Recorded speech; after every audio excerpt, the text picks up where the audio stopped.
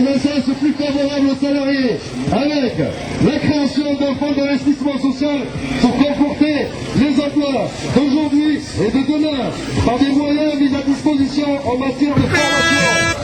L'indemnisation du chômage partiel qui nous guette a gagné 75% du salaire, c'est-à-dire 90% du net. Les différentes organisations à l'échelle nationale, les 8 organisations, je ne vais pas vous les citer, vous les connaissez. La suppression des 2 derniers tiers de l'impôt sur le revenu touchant 6 millions de foyers fiscaux. Pour un véritable changement de cap, le gouvernement doit appliquer les mesures qu'il a déjà prises et les entreprises doivent prendre leurs responsabilités vis-à-vis des salariés, tout en tirant les leçons des dérives financières qui ont conduit à cette crise. Pour la CFDT, il faut changer de cap. Changer de cap pour l'emploi en utilisant toutes les solutions à négocier. Des salariés, c'est un plus pour l'économie et les entreprises. Changer de cap pour financer les fonds d'investissement social à la hauteur, si besoin. Ainsi, la CFDT demande la suspension du bouclier fiscal et de la suppression des charges supplémentaires. Changer de cap pour maintenir le pouvoir d'achat et réduire les inégalités. Changer de cap pour exiger des contreparties aux allégements des réponses de fonds qui permettent d'éviter les dérives financières et injustes que nous avons connues depuis trop d'années. Des réponses de fonds qui nous permettent de sortir de cette crise plus solidaire. Avec un CJT, Info, CFDT, soyons encore plus nombreux.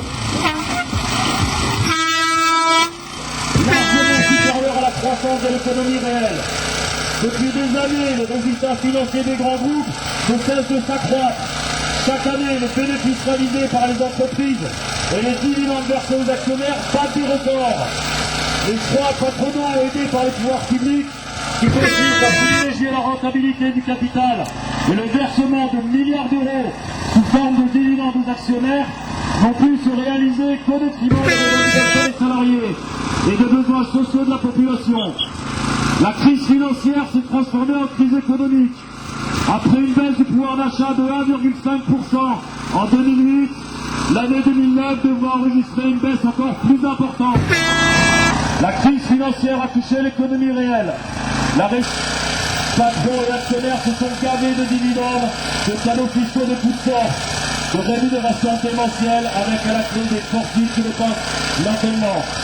C'est à eux de payer leur crise, à nous de leur imposer nos exigences sociales. Plus que jamais, la mobilisation des salariés est à l'ordre du jour. Les luttes qui ont eu lieu ou se construisent travaillent. Aujourd'hui, patrons et actionnaires voudraient faire payer les salariés. Tous nos acquis sociaux, nous les devons en lutte collective. Aux revendications des salariés, le patronat répond « c'est la crise, on ne peut pas ». Mais avant la crise, quand on pouvait, que disait-il? Que faisait-il? Aujourd'hui, la CFDT s'apparaît dans la rue pour défendre le pouvoir d'achat et pour rappeler au patronat ses responsabilités face à la crise. Alors, disons-le tous ensemble pour qu'ils nous entendent. Votre crise, c'est pas aux salariés à la payer.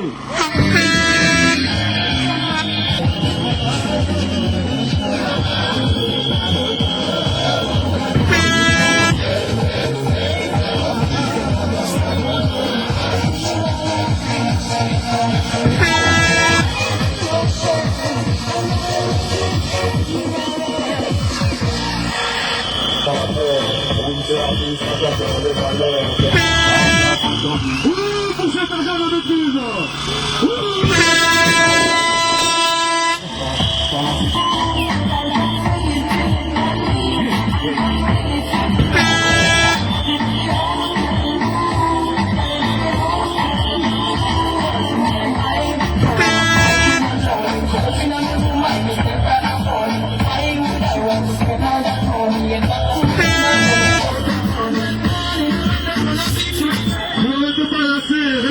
C'était le premier sur sujet sur l'argent. Ça veut dire quelque chose. Nos emballages. Ce n'est pas de cette manière qu'il faut faire les économies. Notre direction n'est pas capable de faire le même parking. Inutile de préciser que ce n'est pas en les invitant à manger des pizzas qu'ils achèteront chez nous. Et cela, c'est valable dans le nord de la France, c'est valable dans le sud, c'est même valable en Haute-Savoie. Donc les règles ne sont pas respectées. L'inauguration de l'Esper aurait dû être faite d'abord. On t'a expliqué le prix de revient de l'implantation de la nouvelle chaîne de la Caisse, alors que le maire de Haute-Frue proposait son terrain pour un euro symbolique, avec un immense parking qui lui était gratuit. Comment peut-on expliquer le départ de nos cadres sans préalable à avoir utilisé leur savoir tant convoité par nos concurrents? C'est surtout cela qu'il faudrait faire des économies, qui se chiffreraient à plusieurs centaines de milliers d'euros.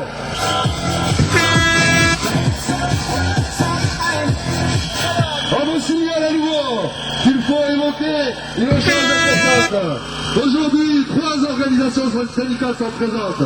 Je le répète, la CGT, INFO et la CFDT.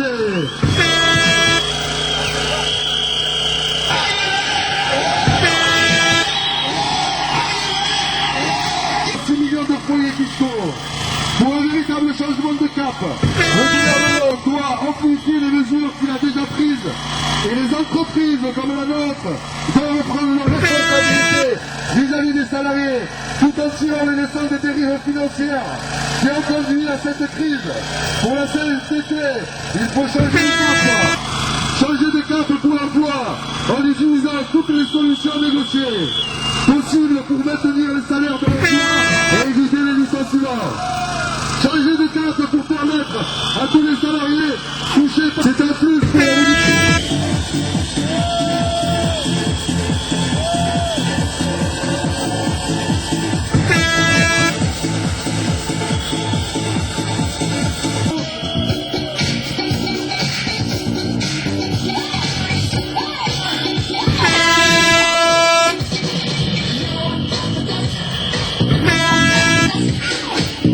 Bonjour, monsieur le chef de guerre.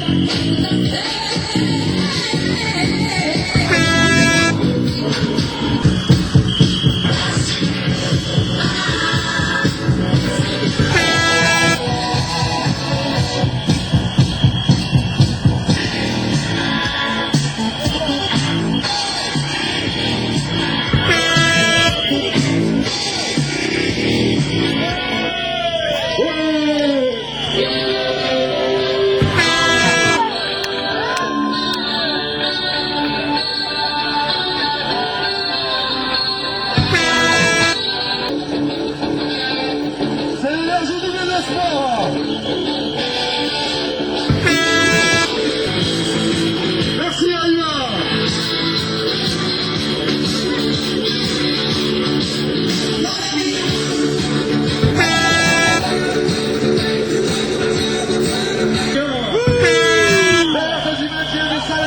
Comment peut-on expliquer le prix de revient de l'implantation de notre nouvelle chaîne alors que le maire de Haute-Frue proposait son terrain pour l'euro symbolique avec un immense terrain qui lui était gratuit? Comment peut-on expliquer le départ de... Vous êtes des salariés comme nous et nous nous battrons tous ensemble pour améliorer les salaires des Pugestoises et des Pugestois. Oui, aujourd'hui nous manifestons notre mécontentement. Oui, les salariés sont révoltés. Oui, nous continuerons à nous mobiliser. Aujourd'hui, une page a été tournée à Tête Salut. Bien sûr, certains minimiseront et vous diront, mais c'est la crise.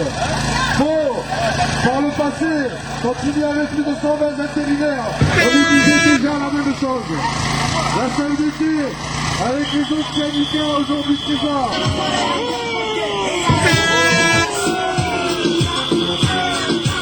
L'organisation syndicale CGT qui nous a suivis, l'organisation syndicale FO, et bien sûr nous-mêmes. Nous remercions encore une fois la police municipale de Puget-sur-Argent pour leur discrétion. Merci, au revoir.